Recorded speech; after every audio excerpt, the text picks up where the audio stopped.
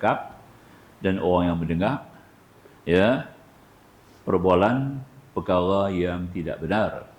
Tiba-tiba muncul pula seorang lagi membenarkan apa yang dikata oleh orang yang bercakap tadi. Itu artinya saksi bohong. Ya, bukan nanti saksi ini kena bawa ke mahkamah. Ya, dalam apa juga keadaan, kalau kita bercakap, kita keluar satu statement atau satu informasi sebagainya, tiba-tiba apa yang kita bercakap tadi itu pada hakikatnya tidak betul, tidak benar, cakap bohong. Ada pula orang sokong, betul-betul yang kata itu betul. Itu maksud dia lah. Sedangkan dia menyokong pada perkara yang tidak benar, itu artinya saksi bohong. Di antara maksud yang kita baca ni. Dan maksudnya ialah mengiyakan taulannya yang berbuat bohong itu semata-mata mengambil hati taulannya dan mahu menunjukkan cenderung dan suka kasih kepadanya.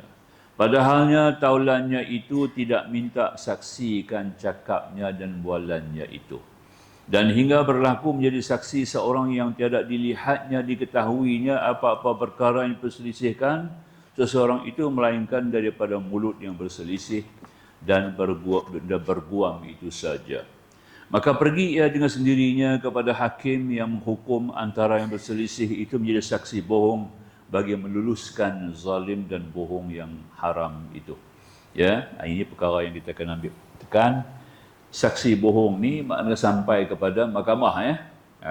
Bila ada saksi yang bohong ini merugikan orang yang baik, orang yang benar, ya, itu artinya satu di antara dosa besar. Ada 7 dosa besar mengikut hadis Nabi SAW. Salah satu daripada 7 dosa itu daripada kabair, ya, dosa besar ni adalah menjadi saksi bohong. Ya, saksi bohong. Ya, maknanya saksi bohong ni kalau dia mati dalam keadaan tidak bertaubat dan tidak kembali membenarkan, ya, apa yang dibohongnya itu sebagai satu kebohongan, maka dia akan menerima azab akhirat dalam tempoh masa yang cukup lama.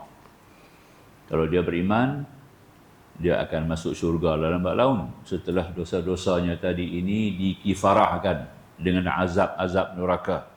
Tapi sekiranya kalau dia tidak memohon ampun, mati dalam keadaan berdosa, yang ini menjadi saksi bohong, maka azabnya adalah terlalu lama.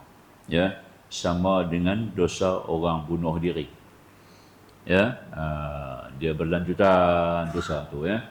Itu artinya sehingga ada setengah ulama mengatakan dia kekal dalam neraka sampai tahap tu, ya. Sehingga sampai kepada tahap apabila dikehendaki oleh Allah, dia diberi pengampunan kalau dia beriman lah. Ya, baik. Maka hendaklah ingat dengan sungguhnya, jangan seorang yang Islam memperbuat yang demikian itu kerana mendatangkan murka Allah yang amat sangat, ya. Dan jadi tempat tinggalnya neraka Jahannam dan jauh daripada rahmat Allah. Ini adalah fitnah akhir zaman yang Nabi sebut ni sedang berlaku dan giat berlaku sekarang, ya, dalam semua bidang. Dalam bidang perniagaan, dalam bidang perindustrian, dalam bidang kehakiman, ya, dalam bidang perundangan, banyak berlaku, ya. Perkara ini sudah jadi suatu lumrah, ya, dalam kalangan manusia di akhir-akhir zaman ini. Itu ditekan dalam hadis ini, ya. Dan sabda lagi Nabi, ala la yakhluwan rajulun bi ra'atin illa kana thalithuhuma syaitan, atau kama qala, tidakkah tidak tinggal di tempat sunyi, tiada ada seorang laki ajnabi dengan seorang perempuan, melainkan adalah yang ketiganya bersama-sama keduanya itu syaitan. Lanjut kepada hadis ni, yakni khalwat, ya. Istilah khalwat yang kita pakai secara umum mengikut lumrah manusia lah, ya. Lumrah manusia, kita khalwat ni, kita dengar lagu tak elok lah. Sebenarnya khalwat ni satu kalimah yang bersih. Khilwah, bersunyi-sunyi dengan melakukan zikir, bertafakur kepada Allah. Itu khilwah yang sebenar. Tapi di sini khalwat ni maknanya berdua-duaan. Laki-laki perempuan yang bukan mahram berdua-duaan di satu tempat yang terlindung, satu tempat yang tertutup. Itu kita panggil khilwat. khalwat yang kita guna bahasa sekarang lah, ya. Baik. Maka kata Nabi, tidakkah tidak tinggal di tempat sunyi? Maknanya bila ada tempat sunyi, ada dua orang, seorang laki-laki yang ajnabi, maknanya bukan mahram. Ajnabi ini bukan mahram, ya. Dan seorang perempuan, melainkan ketiganya syaitan. Kalau ada dua orang laki-laki perempuan, melainkan mereka saja, maka yang ketiga itu adalah syaitan. Akan berlakulah bisikan-bisikan yang membawa kepada zina dan sebagainya. Baik. Sungguhnya inilah satu pengajaran dan peringatan Nabi SAW kepada orang yang ada perempuan. Janganlah dibiarkan dan dibenarkan seorang laki-laki ajnabi berkhalwat dengan perempuan yang harus nikah dengan dia, yang bukan mahram, ya. Yakni jangan seorang lelaki yang halal nikah itu masuk berbual dan bercakap dengan seorang perempuan yang halal nikah dengannya sama seorang di tempat yang sunyi. Ya, padahal tidak ada siapa bersama-sama keduanya daripada seorang lain dari pihak perempuan itu. Kerana jikalau dibiarkan lelaki ajnabi itu boleh masuk kepada perempuan yang harus nikah dengan dia bertemu sama seorang, nescaya ya dikawan oleh syaitan. Orang yang ketiga itu syaitan akan ambil kesempatan, ya. Dan jadilah syaitan yang ketiga daripada kawannya di tempat bertemu sama-sama seorang itu, diusik dan diwas-waskannya hati keduanya. Diusik oleh syaitan itu akan lelaki itu, iaitu diberinya nampak manis muka perempuan itu dan elok bagus rupa badannya dan berupa lemah lembut tingkah laku perempuan, cukup lemah lampai dan lemak manis yang membangunkan ingin dan syahwat nafsu. Ya. Di dalam itu dia berangsang, ya, oleh syaitan akan hati suka mahu kepada perempuan itu, ya, dan dipetik pula oleh syaitan akan perempuan itu suka mahu hampir kepada lelaki itu. Di dalam hal keduanya, ya, bercakap berbual sudahlah masing-masing mengeluarkan perkataan yang cakap gurau senda dan tertawa, dan cakap sindir menyindir bermakna seorang asyik kepada seorang, dan masing-masing berlawan senyum dan berhampir-hampiran sampai mahu bertampar-tamparan, aku tampak aku aku geletek aku, ya. Begitulah maksudnya.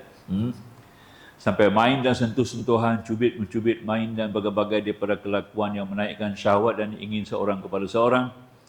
Tiada sampai berapa kali bertemu demikian itu jatuhlah antara kedua dalam zina. Ya, itu bahayanya lah. Kita boleh bayangkan lah, ya. Kalau ada dua orang laki-laki perempuan di tempat yang sunyi ini, boleh berlaku macam-macam lah, ya. Berbagai-bagai unsur-unsur daya tarik ini akan menggoda mereka. Jadi yang goda itu adalah yang ketiga, syaitan.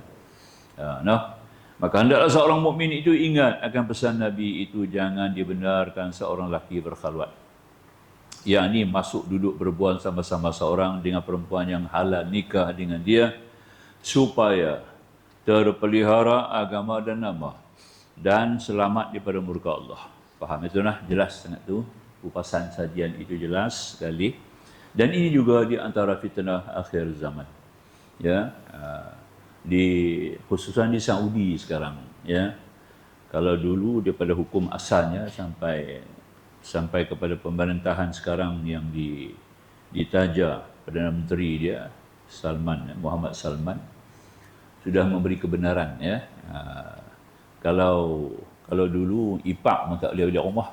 Kalau suami, abang ipak dia tak ada di rumah, abang dia tak ada di rumah, adik ipak laki-laki tak boleh masuk rumah, tak duduk dengan kak ipak dia. Tak dibenar. Sekarang boleh. Sekarang sudah boleh, ya. Sudah boleh. Sehingga ada pepatah dalam bahasa Arab, dia kata apa? Ipar kamu itu adalah harimau kamu. Ya. Ipar kamu itu harimau kamu. Nisbah dia ada. Bahaya, ya. Abang dia tak ada di rumah, kak ipar ada di rumah, dia duduk dengan kak ipar dalam rumah. Masya-Allah. Kerana mereka bukan mahram. Ini dia halang daripada dulu lagi di Saudi tak boleh, tapi sekarang dah boleh. Sekarang dah boleh, ya, dibenarkan. Kalau dulu abang tak ada di rumah, Adik nanti balik tengok Kak Ipak di rumah, dia tak masuk rumah, tidur dalam kereta. Tidur dalam kereta. Sekarang tak payah, boleh masuk rumah ya. Na'udzubillah. Inilah fitnah akhir zaman. Semua Nabi sebut ni perkara-perkara yang akan berlaku dan berlaku di akhir zaman ya. Maka dikata sini, kata Sayyidina Umar ya, dalam khutbahnya lagi, telah bersabda lagi Nabi, alaikum bil jama'ah wa iyyakum wal furqah. Lazimkan oleh sekalian kamu akan diri dengan sidang ulama dan jauhkan diri sekalian kamu daripada cerai dengan mereka itu. Jamaah dikendaki di sini adalah kita mestilah dekat dengan institusi ulama. Ya, akhir-akhir zaman ni kita mesti banyak dengan ulama. Kerana di akhir-akhir zaman inilah orang telah menyisihkan diri pada ulama.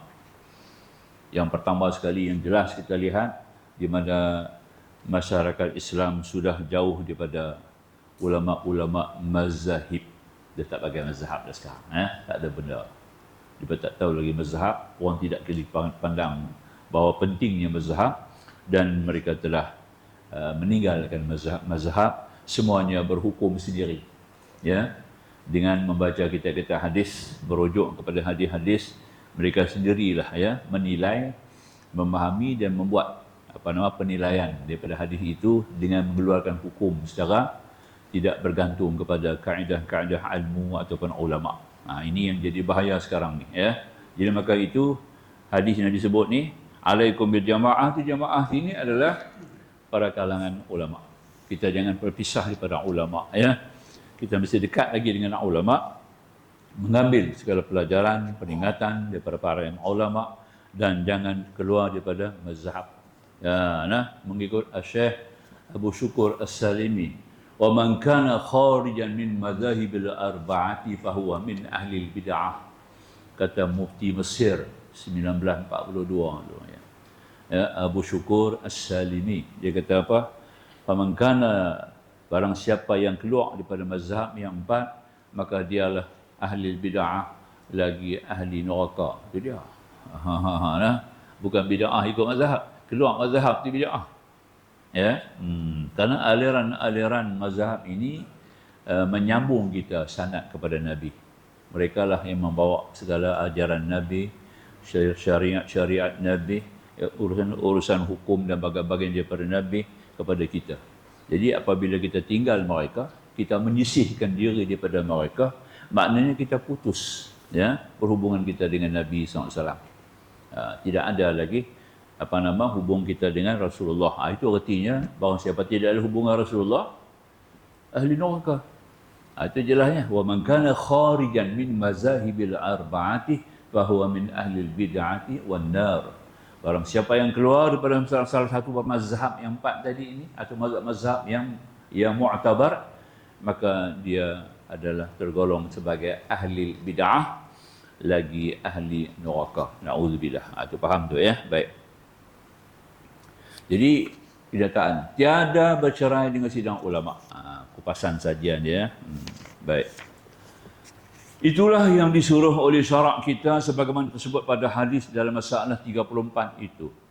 Maka makna tidak bercerai dengan ulama itu yakni tidak memencilkan diri memakai hukum Allah. Bahkan muafakat dengan sidang ulama itu memakai apa hukum yang diijtihad dan yang diistinbat. Istinbat maknanya diambil daripada Al-Quran dan hadis Nabi sallallahu alaihi wasallam. Maka apabila seseorang itu memakai hukum yang tiada semua fakat ambilnya daripada Al-Quran dan hadis, dan saya bercerai, namanya ia daripada jamaah ulama. Terang ya. Baik pun berijtihad dengan sendiri ataupun menurut ijtihad dan mazhab orang yang berfikir sendiri, tak boleh ya. Yang berpencilan itu daripada ulama yang mujtahidin. Kita kena ikut ulama yang mana? Ulama-ulama yang mampu berijtihad. Dipanggil ulama mujtahid. Mujtahid kita pernah sebut dah, di mana kalangan ulama mujtahid ni ada 5 kumpulan ulama mujtahid. Yang pertama mujtahid mutlak, yang kedua mujtahid fatwa, yang ketiga mujtahid mazhab, yang keempat mujtahid mutasab ya. Dan akhir sekali mujtahid muqayyad.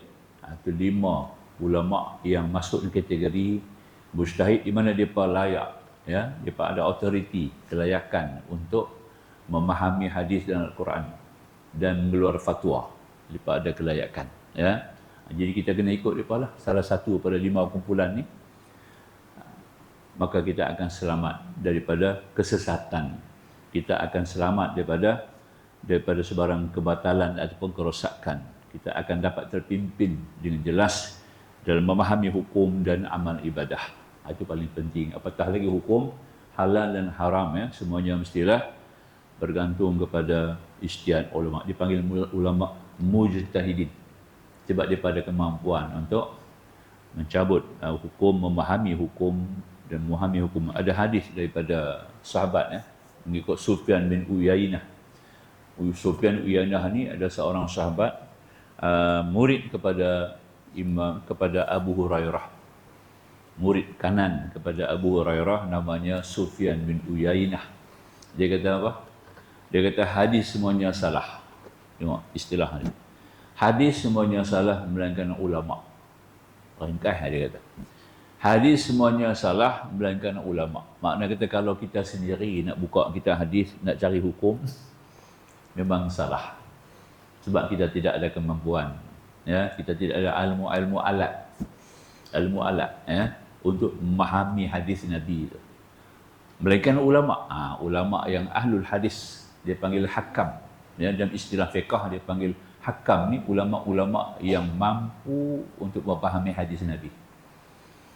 Ya, daripada semua aspek, aspek bahasanya, daripada segi balaghahnya, daripada segi ijma'nya, daripada segi hukumnya, daripada segi tasahihnya, daripada segi martabat hadis itu. Itu ulama dia kena ada ilmu alat ini yang luas, ya, baru dia boleh faham, ya.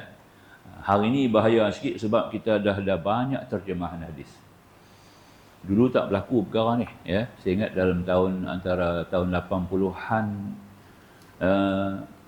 belum ada lagi lah, ya, begitu luas orang bercakap tentang hadis. Sebab ketika itu belum ada terjemahan hadis. Semua hadis dalam bahasa Arab. Kitab-kitab hadis dalam bahasa Arab. Jadi orang awam tak boleh baca, tak faham. Jadi tak timbul lah masalah ni. Kata kunut tak ada, kunut tak payah buat, tak timbul masa tu. Tak timbul. Ya. Sebab orang tak boleh baca hadis, sebab hadis dalam bahasa Arab. Mari pada tahun 90-an sudah ada terjemahan-terjemahan. Mulai Sahih Muslim, Sahih Bukhari sudah diterjemah dalam bahasa Indonesia. Sunan-sunan, ya, Sunan At-Tirmizi yang kita baca sekarang ini, ya. Sunan-sunan yang lain ada Lami, Sunan Ibnu Majah, Sunan An-Nasa'i, Sunan Abi Daud, ya, sudah mula diterjemah dalam bahasa Melayu. Orang boleh baca dah. Orang boleh baca dah terjemahan. Masing-masing nak jadi ulama. Nampak, ya? Tak payah rujuk kepada ulama lagi. Buka kita hadis, ni hadis ni dhaif ni tak dia pakai. Ya, dia baca tentang martabat, ya. Dia tak baca tentang sudut lain, ya. Martabat hadis ni dhaif tak dia pakai. Kunut tak dia pakai. Hadis dia dhaif. Hadis. Ya. Itu di antaranya lah. Dia tidak ada ilmu hadis, dia kena mengaji, dia kena kuasai ilmu mustalahul hadis, satu ilmu yang menghuraikan tentang hadis, mencerahkan fahaman hadis, memahami konteks hadis, kemudian kita dapat pula menyandar kepada hukum-hukum yang tertentu. Ini disebabkan. Jadi maka tu hari ini dah ada terjemahan yang banyak, orang tak mau mengaji lagi lah, tak mau menghadap guru lagi lah, ya. Masing-masing nak buka hadis, dia baca sendiri, dia buat komentari dia sendiri, kemudian dia keluarkan hukum dia sendiri. Ini jadi masalah sekarang, ya. Sebab itu kata Sufyan Uyainah, hadis itu semuanya salah. Bukan kita tak dipakai hadis. Maksud dia kalau kita sendiri nak detect hadis tu, kita sendiri nak baca hadis, nak faham hadis, memang salah. Sebab kita tidak ada ilmu-ilmu alat yang cukup, ya, untuk memahami hadis. Ya, bahasa Nabi itu bahasa yang tinggi. Ya, bukan bahasa Nabi sama macam bahasa orang awam, ya. Istilah yang dipakai dalam hadis-hadis Nabi itu perlu penjelasan mengikut kaedah bahasa. Orang tu kena ada kaedah bahasa Arab yang luas.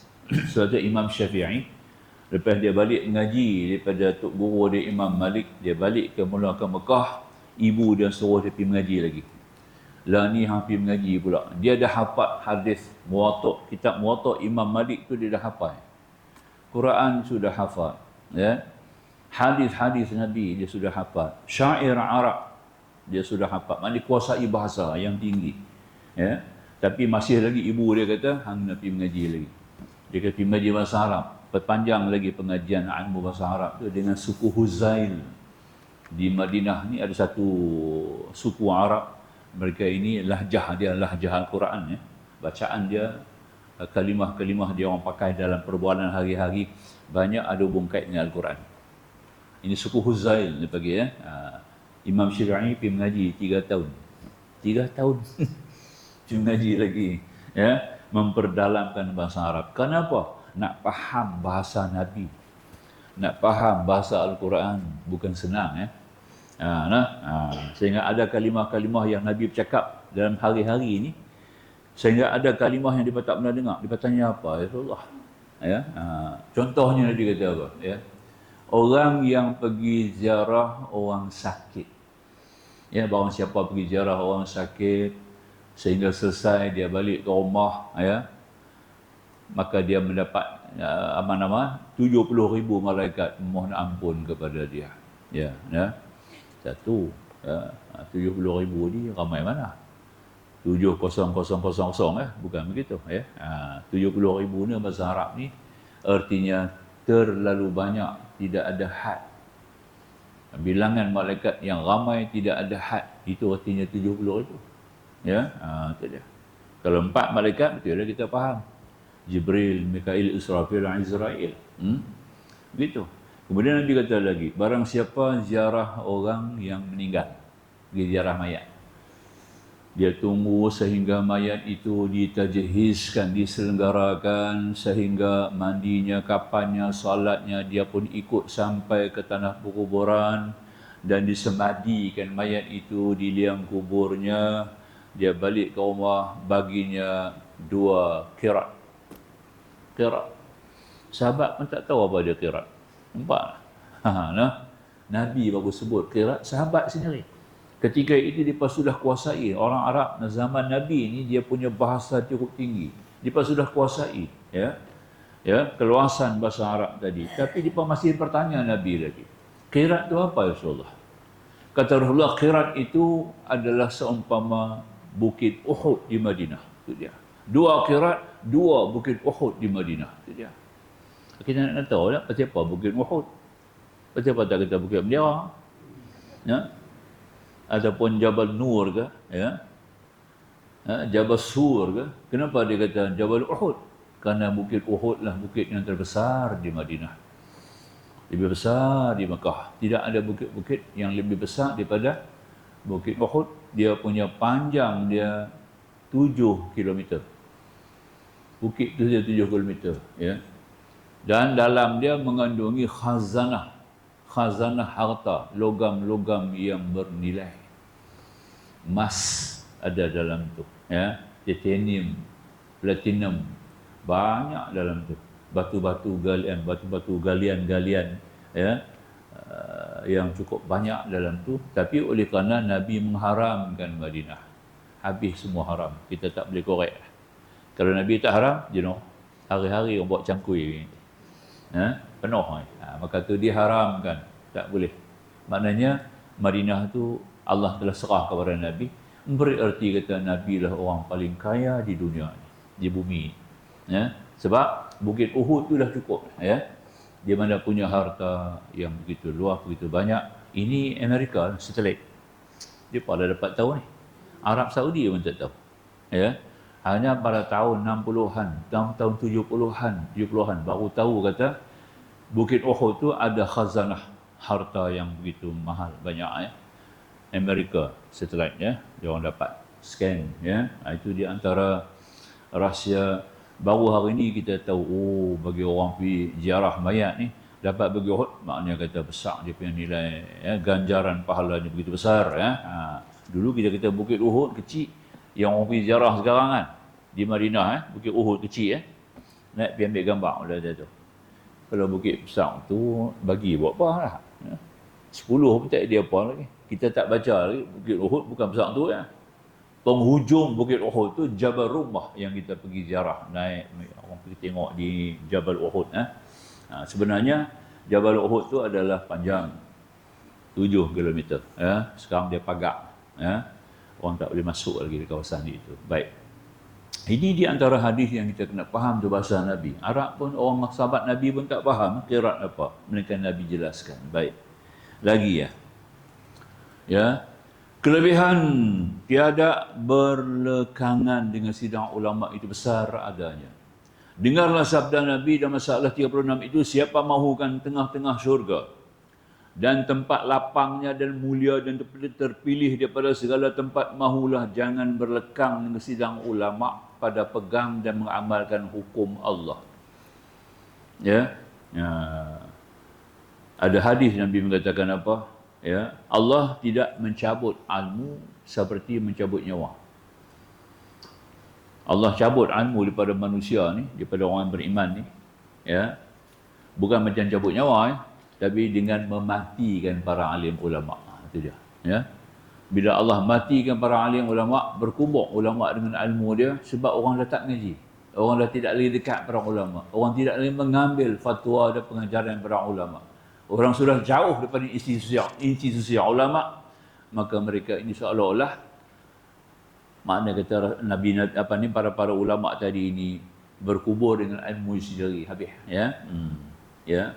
Asalnya berlaku dah kepada orang Yahudi. Orang Yahudi dah dulu dah terima, ya.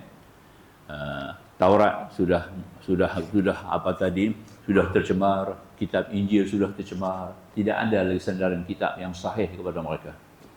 Kalau ada pun manuskrip yang akan jumpa di lembah Qumrum di Laut Mati, ya, pada 1928, di mana satu delegasi daripada US, ya, mereka telah buat satu penjelajahan di daerah Qumrum di Laut Mati.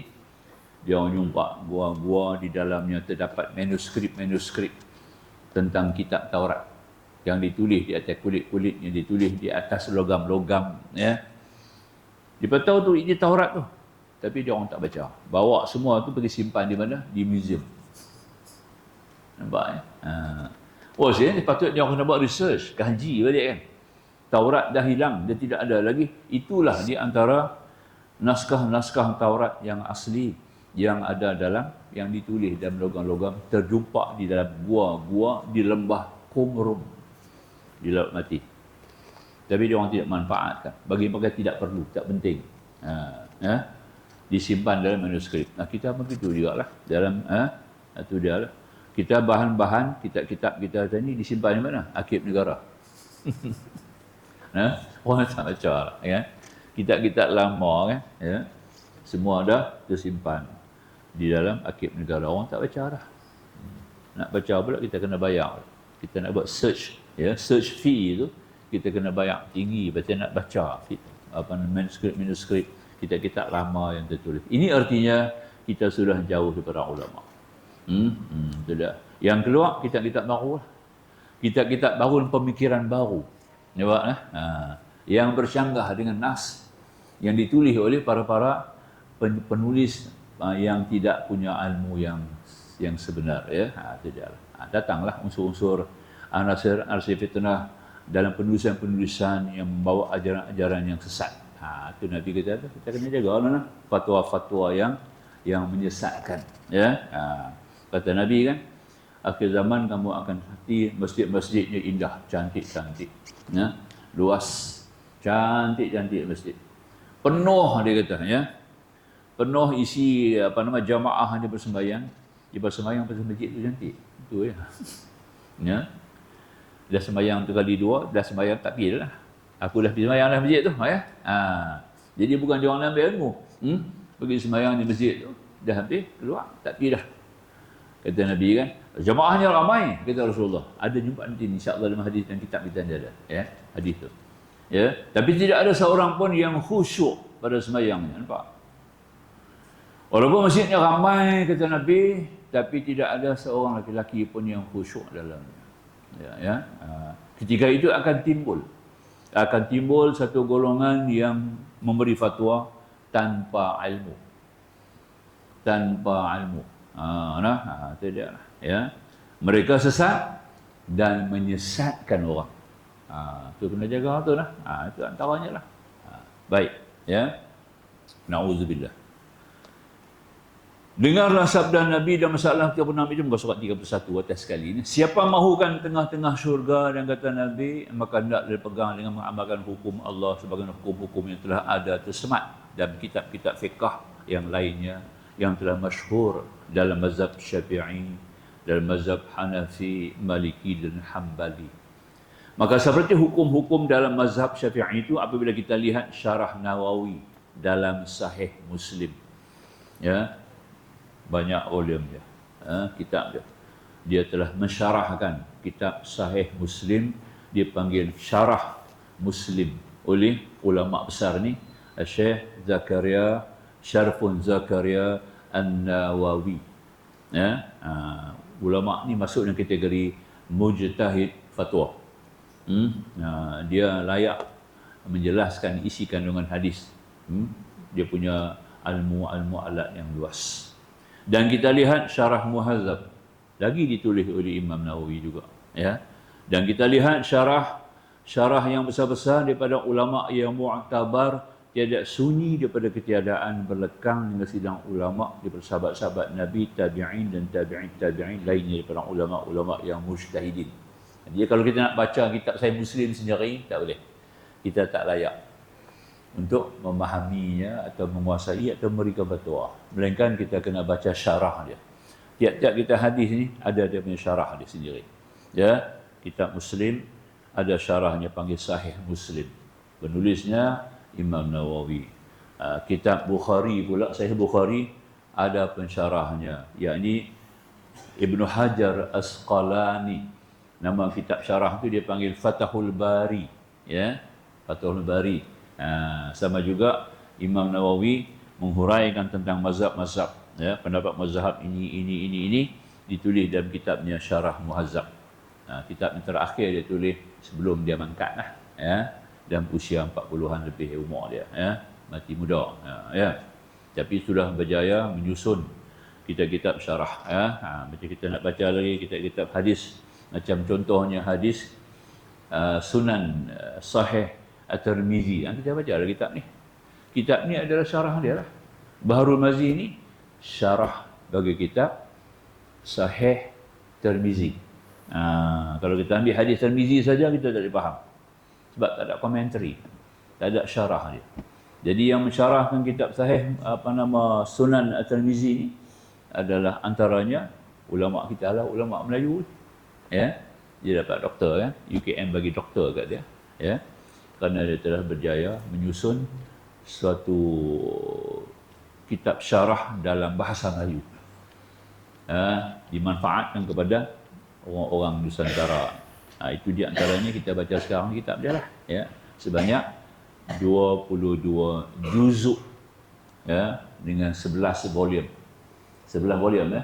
Dia tulis Imam Dr.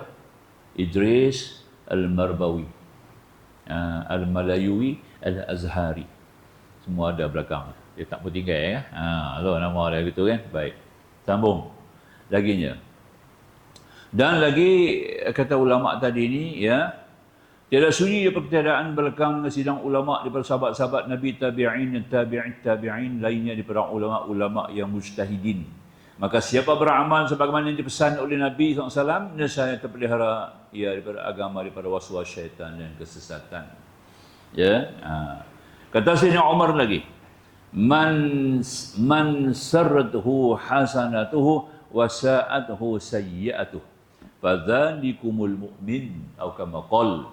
Barang siapa yang menyukakan hatinya oleh kebajikan dan taatnya dan menduka cita hatinya oleh kejahatan dan maksiatnya, maka mereka itu orang mukmin yang kamil imannya. Macam mana kita nak faham ni, ya?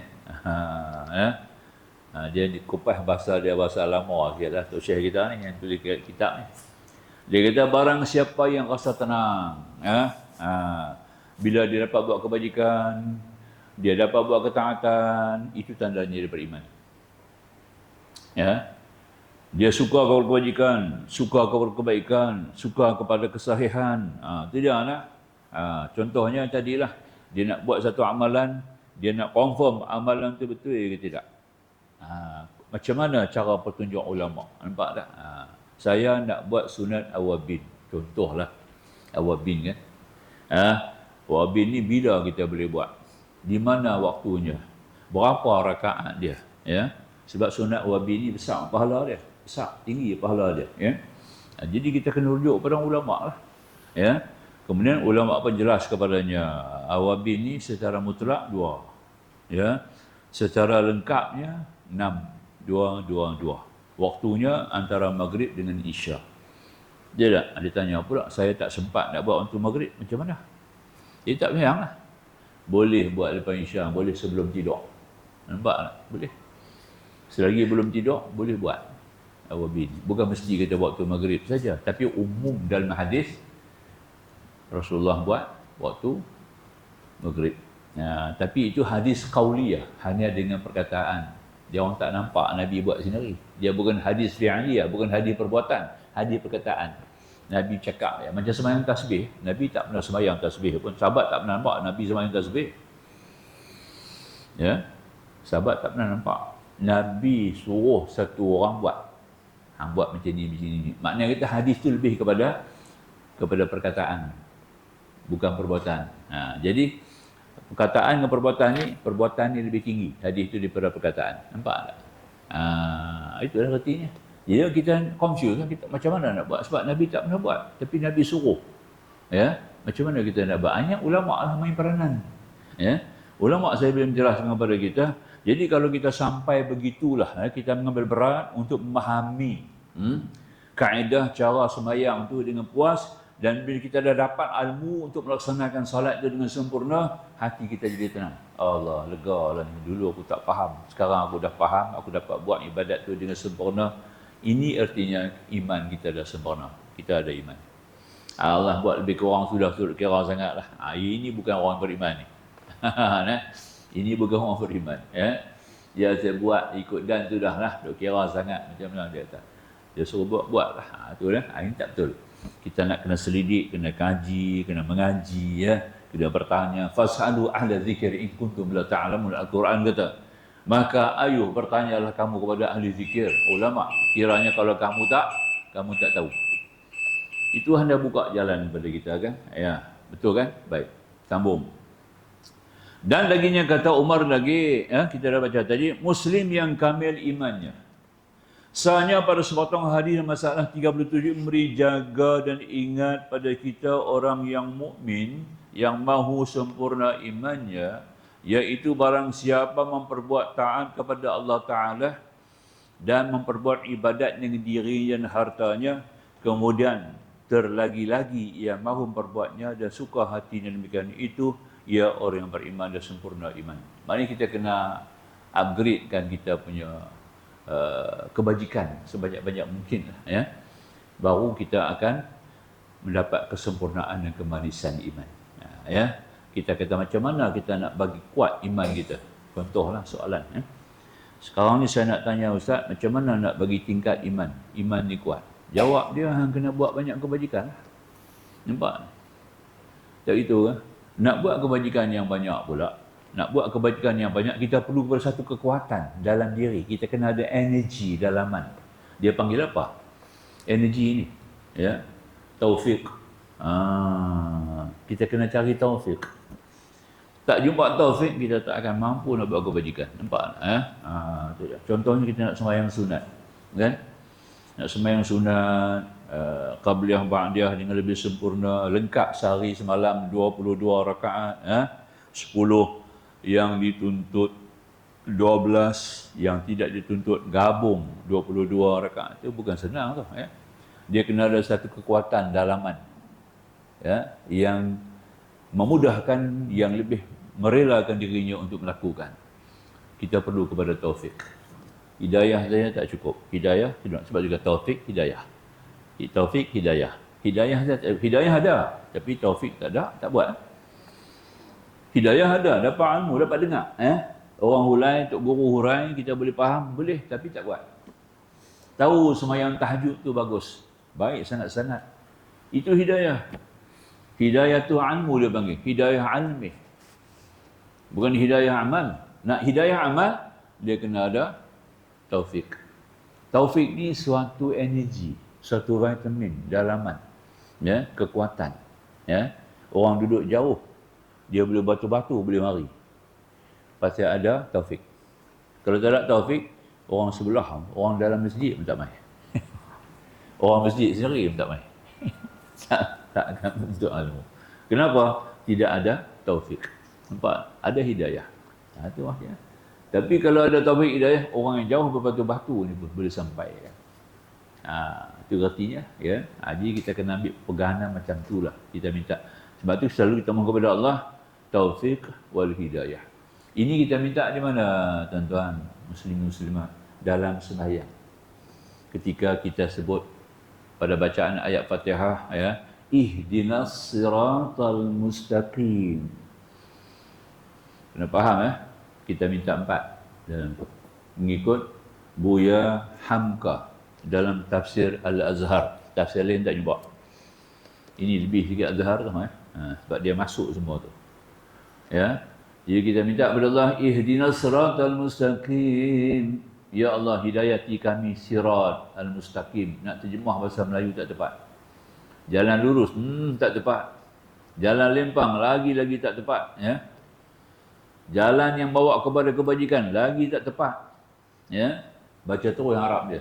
Sirat al-mustaqim tu, minta petunjuk hidayah kepada as-sirat al-mustaqim. Jadi kata Hamka ada 4. Pertama sekali kita minta apa? Kita minta hidayatud-din. Hidayah agama. Yang tu kita nak dulu. Ya. Hidayah akal ada 5.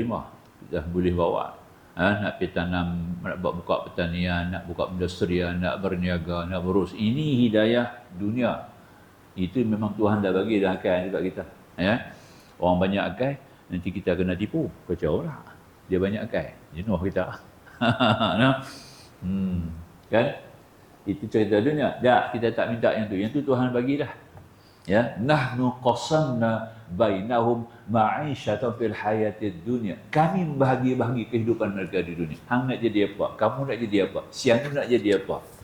Urusan ini untuk siapa? Urusan ini bagi siapa? Urusan ini sesuai untuk siapa? Ini kita dah Tuhan dah tentu dah. Tak usah bimbang, ya. Kena adalah beragam-ragam, berbagai-bagai macam usaha baru kita dapat mengadakan kepentingan, keperluan sosial. Nampak tak? Itu yang dikendaki, ya. Tak dapat tidak. Tapi yang kita perlu hidayatud-din ni, yang kita nak minta kepada Allah, hidayah kepada melihat kepada keagungan Allah.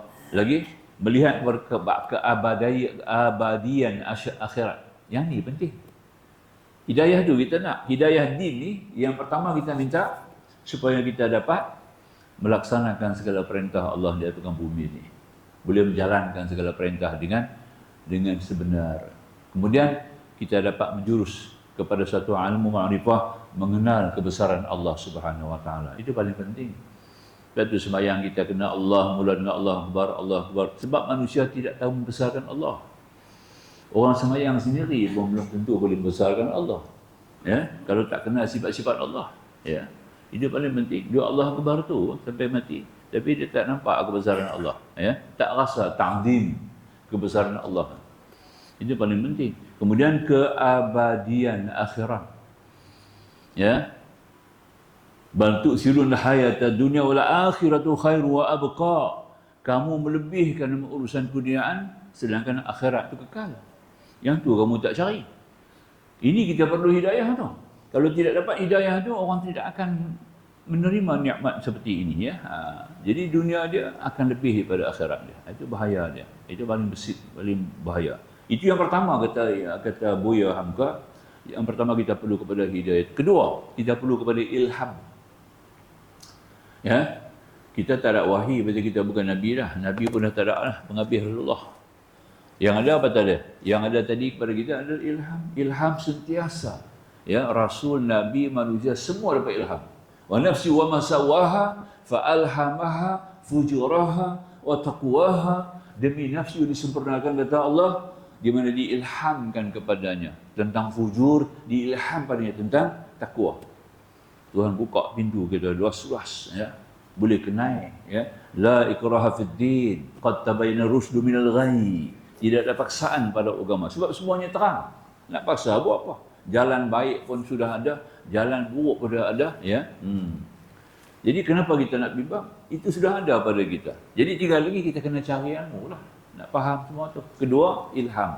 Nak dapat ilham. Allah ilham sentiasa yang baik-baik. Allah tidak ilham kita yang buruk. Semua ilhamkan daripada Allah. Maka tu Nabi pun sebut kan, dalam dada kamu ni seolah-olah macam ada semacam parlimen ni kata. Ada pihak yang menyokong, ada pihak yang membantah. Tu dalam dada kita ni, ya, dia ada dua pihak. Satu pihak menyuruh, satu pihak membantah. Sentiasa macam parlimen, ya, dalam diri kita. Kalau ada, ya, khatir, dia panggil khatir. Kalau ada lintasan yang menyuruh kamu buat kebajikan, jangan tangguh buat terus. Kalau ada bisikan lintasan di hati kamu suruh buat kebajikan, buat perkara yang baik, jangan tangguh, Nabi kata, buat terus. Kalau ada bisikan-bisikan yang mendorong kepada kejahatan ataupun yang membawa ke kejahatan, jangan buat, bantah. Tengok, ya? Kerana kita ada apa? Kita ada satu jiwa yang tinggi, kita dah habaq dah. Kita ada 5 kan? Ada 5 sebab tu Tuhan akan tanya kita di akhirat.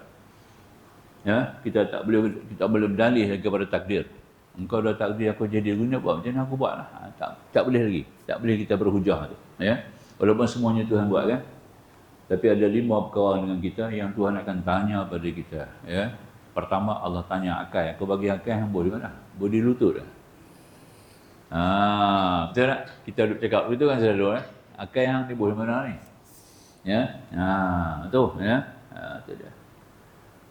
Yang kedua, Allah bagi kita ikhtiar. Ya, banyak choice boleh pilih. Makhluk yang punya pilihan banyak, ya. Kalau kita masuk kedai makan tu nak makan ayam. Ayam saja dia masak 30 jenis. Tak, ayam pedas, ayam merah, ayam hitam, ayam negro, macam-macam. Ya. Tak larat nak makan. Sebab manusia punya ikhtiar. Itu artinya ikhtiar manusia. Ya, banyak choice. Maknanya kita selera, sebab selera tak sama. Ya. Antara benda yang tak sama dengan diri kita ni, lidah kita. Lidah tak sama. Ya, ada 7 bilion manusia atas muka bumi, lidah tak sama. Lidah tak sama, telinga tak sama, hidung tak sama, ibu jari tak sama. Ada 4. 7 bilion manusia sekarang, hidung dia tak sama. Sebab tu kita hidu macam-macam. Dia ni suka bau vanila, dia ni suka bau rose, dia ni suka bau apa. Ya. Kan? Hidung tuan Arab bau apa? Ya. Kayu ut. Minyak ut, kita minyak ut pakai lari keluar rumah. Ya. Minyak antara ut kan. Oh, kita tak boleh. Tak sesuai dengan kita kan. Tapi dia pun mahal. 12,000 ni, botol besar ni. Besar ni botol 6,000. Minyak atar ud. Nampak? Tu dia. Tak gitu, kita dah kata ud, tak bagi rupanya ud tu bagus. Ya, hang ni ud lah. Ya. Rupanya bagus ud eh.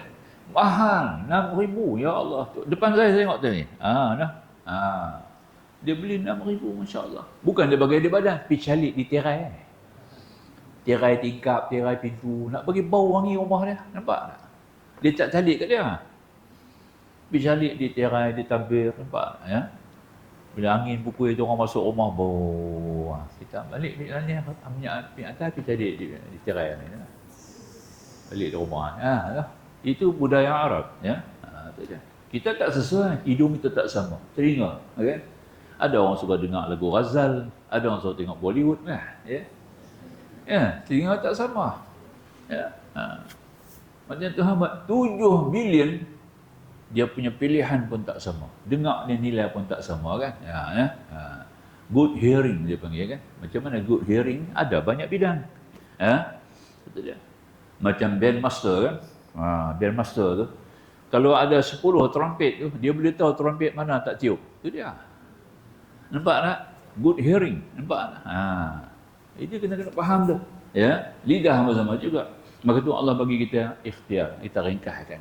Yang kedua, ikhtiar. Paling penting, ya. Sebab Allah bersifat dengan Mukhtar nama Allah. Mukhtar itu nama Allah, ya. Ya. Tapi kita boleh pakai nama tu tanpa bubuh Abdul. Boleh.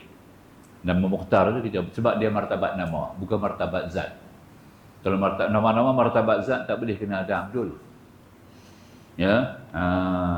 Kalau tak ada martabat, kalau nama-nama martabat nama, 3 ada, martabat zat, martabat sifat, martabat nama. 99 nama Allah tu dia ada 3 martabat. Martabat pertama martabat zat, Al-Jabbar, Al-Qahhar. Nampak dah? Itu kena buat Abdul. Abdul Jabbar, Abdul Qahhar, Abdul Jalal. Itu dia. Sebab dia martabat zat. Kita tak boleh pakai nama tu, melainkan kena buat Abdul. Kedua, martabat sifat. Sifat boleh. Rahim, Rahman, boleh. Abdul Rahim boleh, Abdul Rahman boleh. Rahim pun boleh, Rahman pun boleh. Sebab dia martabat sifat. Nampak tak? Ketiga, martabat nama. Mukhtar contohnya, ya. Ya, Musawwir sebagai contohnya. Boleh pakai nama tu. Musawwir, ya kan? Orang dia buat tukang-tukang tu kita panggil musawwir. Nampak tak? Ya, ya, musawwir. Aku nak suruh hang buat apa-apa. Nampak hang tolong buat sat patung ni rupa lu ni kan? Boleh. Tak payah pakai Abdul. Tapi pakai Abdul baik lagi lah. Ya. Kita nak faham boleh itu kita nak, itu pun satu bab tu, ya. Nak faham yang mana nama-nama masuk dalam zat, yang mana nama-nama masuk dalam sifat, yang mana nama-nama masuk dalam perbuatan. Masya-Allah, ya. Nama. Itu yang antara yang kita sebut ringkaskan. Kedua, kita ada Allah Ta'ala bagi kita ikhtiar. Yang ketiga dia panggil apa? Dia bagi kita was, ya. Kalau hujan lebat ni, aku nak keluar ni nak pakai payung, kita nak pakai kereta, nak pakai motor. Perlu lah. Betul tak? Kalau pakai payung tak jadi benda. Pakai basah jun. Pakai motor kena pakai ringkut, ya. Pakai kereta boleh dia nak sampai ke tempat tu kan? Ini antara yang ada dalam naluri yang Tuhan bagi was-was. Bila ada was-was ni, kita boleh buat keputusan yang baik, ya. Berdasar kepada akal nombor 1. Jangan tinggal akal tu. Akal tu kena ada ilmu lah. Akal tu mesti dibekal dengan ilmu, baru pilihan dia akan betul. Kalau akal tidak ada ilmu, macam mana pilihan akan betul? Ya, itu contohnya. Itu nombor 3. Kan? Nombor 4, Allah bagi kita kasbun, usaha, tenaga, boleh buat kerja. Nampak tak? Nak angkat tangan Allahu Akbar, itu kasab. Nak jalan pergi masjid, itu kasab. Ya. Nak makan yang halal, itu kasab. Ya, kita perlu yang nampak kasab. Ya. Ini paling sebab tu Tuhan kata laha kasabat wa 'alaiha maktasabat. Tuhan sebut di atas kamu usaha kamu. Nampak tak? Jangan pergi buat takdir. Ya Allah, Engkau dah takdir aku jadi pencuri, nak buat macam mana jadi pencuri, ya? Kan? Macam seorang kata ke Umar kan, Allah takdirkan aku dah minum arak, aku minum. Bukan aku nak minum sendiri. Allah bagi ilham kat aku, Allah takdirkan aku jadi minum arak. Dia kata, bukan aku nak minum sendiri. Tak apa Umar kata. Nampak tak? Bawa dia pergi, nampak tak? Pergi cambuk dia 80 rotan. Tak boleh. Ali kata tak boleh. Nampak? Dia minum arak ya. Minum arak kena buku dia 30 lah. Dia pergi 80. Dia kata apa? Dia kata tambah lagi 50 pasal dia bohong atas nama Allah. Nampak? Dia kata Allah bagi dia minum arak. Yang tu kena bohong 50 lagi. Nampak tak? Tang ni Saidina Ali tak faham. Umar faham lagi. Nampak? Faham ya? Kenapa kita buat takdir Allah? Takdir ni, takdir dia takdir baik. Takdir ada 2. Takdir baik, takdir buruk. Takdir ada 2. Itu takdir buruk di minum arak tu, takdir yang buruk. Kita kena hindari. Ya? Maka kita kena pilih. Dia maka itu kita punya kasab usaha kita yang Tuhan bagi itu untuk apa? Usaha kamu ni kamu tahu di mana. Jadi yang kelima, idrak. Idrak ni kehendak ni depan kuat sekali. Dia punya kemahuan tu paling kuat. Kemahuan tu lah, kemahuan. Idrak yang paling kuat tadi ini, Hitler, ya, bunuh 3 juta Yahudi. Idrak dia tinggi, kemahuan dia kuat, orang kena ikut. Nampak? Kehendak dia sehingga boleh kontrol satu negara, sehingga boleh membunuh habis 3 juta Yahudi. Dia tahu dah bahaya Yahudi ni, jangan taruh sekerat pun di atas muka bumi. Sehingga dia nak mati pun dia pesan, wasiat lagi. Aku mati, hampa yang ganti aku besok, bunuh terus Yahudi, jangan tinggal. Itu dia. Ini Adolf Hitler. Itu dia. Dia Austrian. Dia bukan Yahudi, dia Austrian. Tapi marah sangat kepada Yahudi. Ya Allah. Dia nampak dah. Jahat daripada tadi. Rambung ni, insyaAllah. So, habis dah 5 perkara lah. Kita dah faham lah. Tak tangguh Semua dah dapat kan?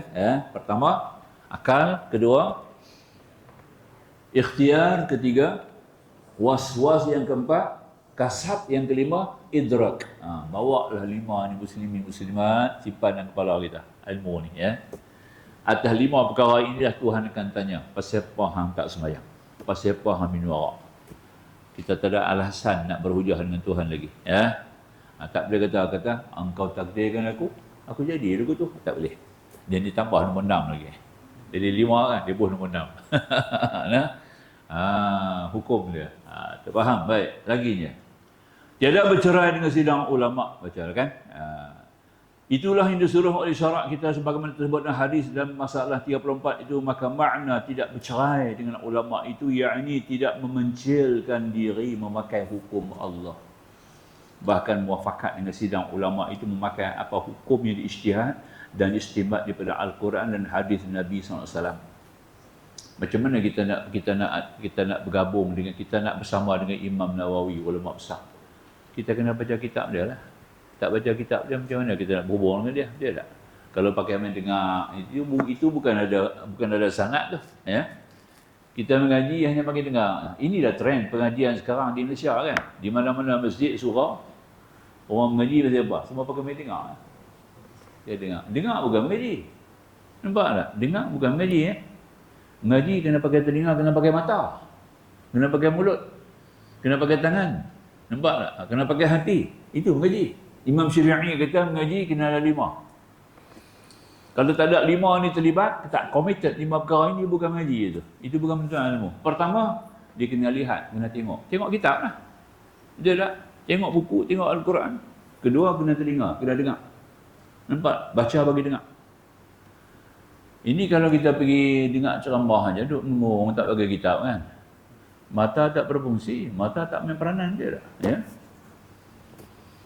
Telinga saja tak cukup. Tangan tak main peranan, tak menulis. Hati lagi-lagi tak berperanan juga. Sebab telinga bila kita dengar, dia tak akan masuk terus. Dia ada 2 telinga ni, kacau. Dia boleh keluar terus atau dia masuk. Dia nak masuk, dia kena catat dengan mata. Mata main peranan penting. Kita hari ni dengan mata kita boleh gerak. Kalau tidak ada mata, jangan gerak. Mata tengok tempat ni sunyi, kaki berjalan. Nampak? Mata bagi arahan. Nampak tak? Kita nak pergi tempat tu, kita tengok ramai kan. Jangan pergi masa ni. Pasal apa? Aku nampak, aku tengok ramai. Jangan pergi. Nampak tak? Jadi kaki tangan kita mengikut arahan mata. Penting mata tu. Dia tak tengok kita, mata tak peranan. Sebab tu kita kena ada kitab. Bila ada kitab, kita sudah ada hubungan dengan ulama ni. Itu kata Syekh Habib Omar, Syekh orang besar ulama kita, Habib Omar kata apa? Kita berguru dengan seorang guru, walaupun guru tu 1000 tahun jauh daripada kita. Tapi kita boleh berguru dengan dia dengan membaca kitab dia. Bila kita baca kitab dia, kita berguru dengan dia. Kita baca kitab kita berguru dengan Imam Syafi'i. Kita baca kitab Syarah Muslim, kita berhubung dengan Imam Bukhari, Imam Muslim, kita berhubung dengan Imam Nawawi. Nampak tak? Itu sanad kita. Di akhirat besok kita akan berada di bawah panji-panji mereka. Orang yang baca kitab Imam Nawawi, dia berguru dengan Imam Nawawi. Dia ada sanad dengan Imam Nawawi. Nampak tak? Itulah artinya baca kitab tu. Jadi pertama, itu kita lihatlah. Kedua, Imam Syafi'i kata, bila ada ilmu, kamu kena ada kitab untuk merujuk. Tak ada kitab merujuk, itu bukan mengaji. Di sekolah tak ada kitab, tak ada buku dia. Hantar anak pergi sekolah, tak payah beli buku lah cikgu. Saya pun pengaji di masjid tak pakai kitab. Cuba kita, boleh tak? Boleh? Tak boleh lah. Itu kamu lah. Anak kamu tak boleh buat macam tu. Anak kamu dia kena ada buku. Nampak tak? Silibus saja kan? Ikut silibus kurikulum pengajian dia pula. Betul kan? Logik dia macam tu lah. Bukan susah nak faham. Tapi orang tak mau faham ni yang payah tu, ya. Dia makanya kita baca di sini, maka makna tidak bercerai dengan ulama itu yakni mencilkan diri pada hukumnya tadi muslimat, maka apabila seorang makan hukum yang tidak semuafakat ambil daripada Al-Quran dan hadis, dan dia bercerai namanya. Tak ada kitab, tak ada apa, itu katanya kita putus, ya. Yang berpencilan ia daripada ulama-ulama yang mujtahidin, daripada sahabat dan tabi'in dan lainnya. Habis, tak ada hubungan, tak ada sanad, ya.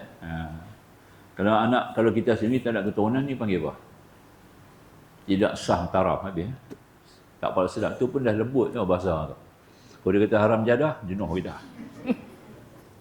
Istilahnya betul haram jadah, dia tak ada hubungan. Nampak? Haram, putus. Dia punya tok dia tak ada. Jadah tu haram, terputus daripada tok dia, itu panggil haram jadah. Bukan mencarut tau, haram jadah. Ya, tapi kita duduk dengar kata mencarut. Haram jadah tu makna kata dia tidak ada hubungan dengan tok dia. Jadah tu tok. Nampak tak? Faham tu dia.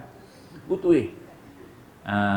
Nak bagi lembut lagi, tidak sah taraf. Tu dia keadaan lembut dah tu. Nampak? Patut guna haram jadah. Tak gitu kan? Jadi kita marah orang kata haram jadah. Aku ada keturunan engkau tak? Aku ada bapa, aku ada tok, bin. Hang kata haram jadah tak betul. Marah tu pasal dia kata kita tak ada keturunan. Putus. Betul tak? Kita faham betul lah. Sama juga mampu kan? Mampus tu bagus. Bukan mampus tu mati. Mampus tu maknanya terbang. Terbang. Ya? Dulu orang Cina bertahun ya, ipuh ada, pining ada. Bila ada mati, dia orang nanti buat kertas kuning itu macam not 20 warna dia kan. Dia nanti baling kertas tabuk gula atas jalan. Berguni-guni gula tabuk atas jalan tu. Tu dia. Tabuk gula, kemudian kononnya malaikat nak lalu atas gula. Malaikat nak bawa roh dia tadi ni masuk syurga, kena lalu atas gula, sambut dengan gula. Nampak? Konon tabuk gula. Dah ya? Tu dia. Kemudian di balik kertas itu terbang. Tok Arab di Pulau Pinang dulu banyak Arab. Ya, orang Arab banyak di Penang dulu. Ya, orang Arab. Sana manfush dia kata. Orang Cina terbang. Terus melekat, orang utara dia kata mampu. Masyarakat mana tahu kata mampu. Nampak ya? Mampu ni mereka mana? Utara. Utara kata mampu lah. Kita borong apa kata mampu itu mati. Lepas kita tengok berlaku pada orang mati. Maka tu orang Melayu kata mampu itu mati. Terus orang kata Pulau Pinang lah banyak ingat mati. Semua mampu ya.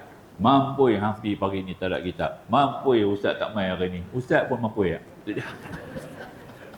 Nampak? Manfush Arab kata. Ihnil manfush. Al-Quran surah Al-Qari'ah ada kan? Qari'ah ya. Ihnil manfush.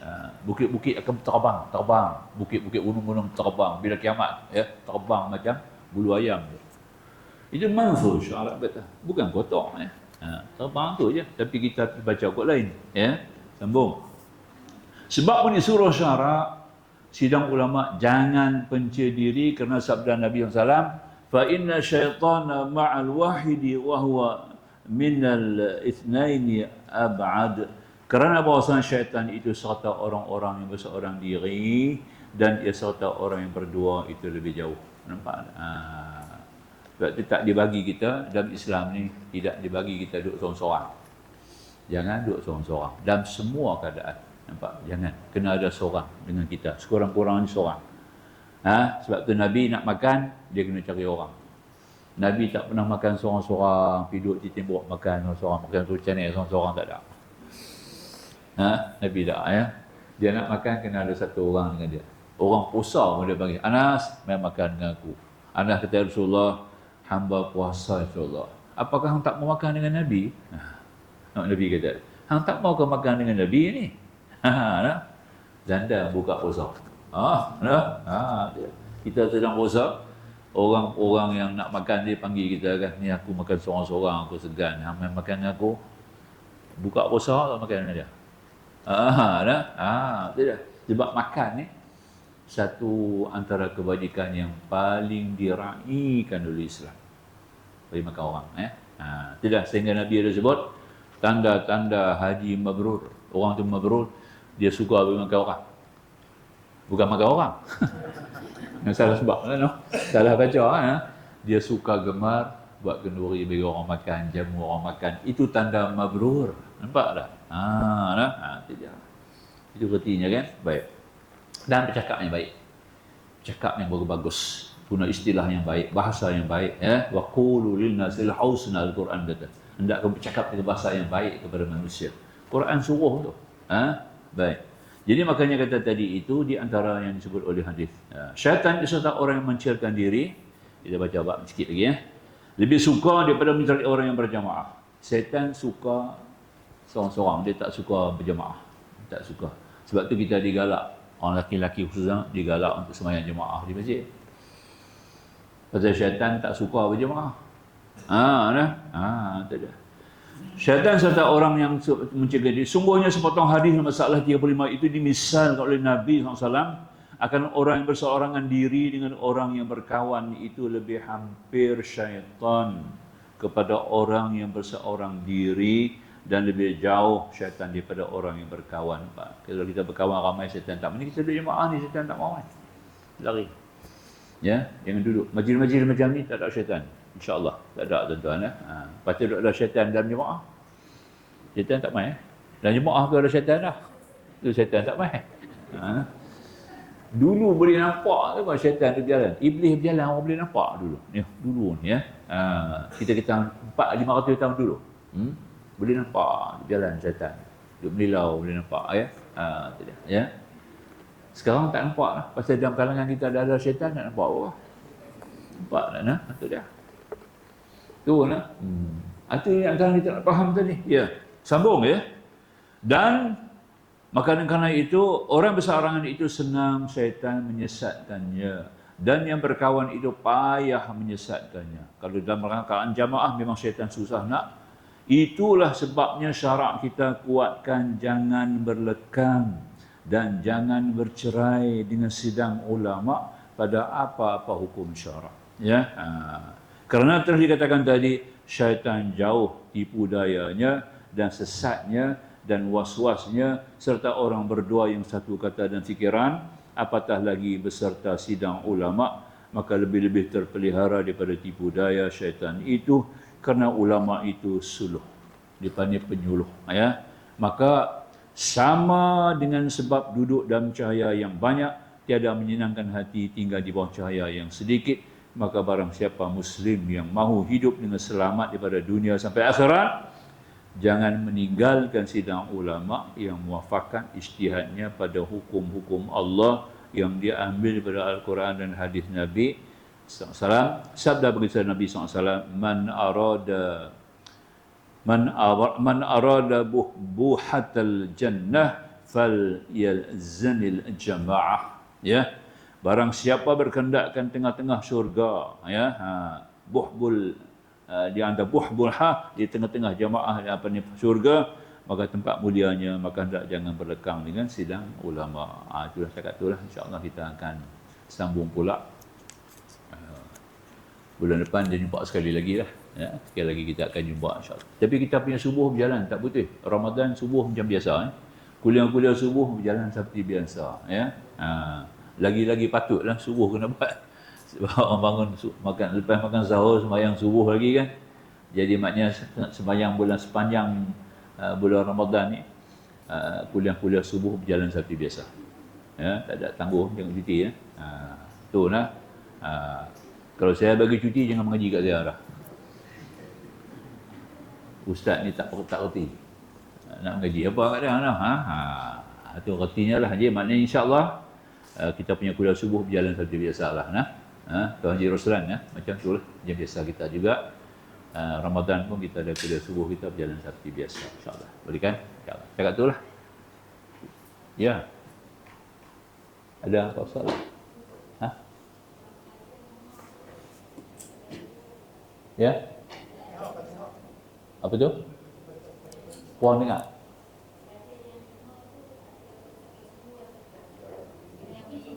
Yang 5 tu? 5 Ustaz Bak 5 dah tadi?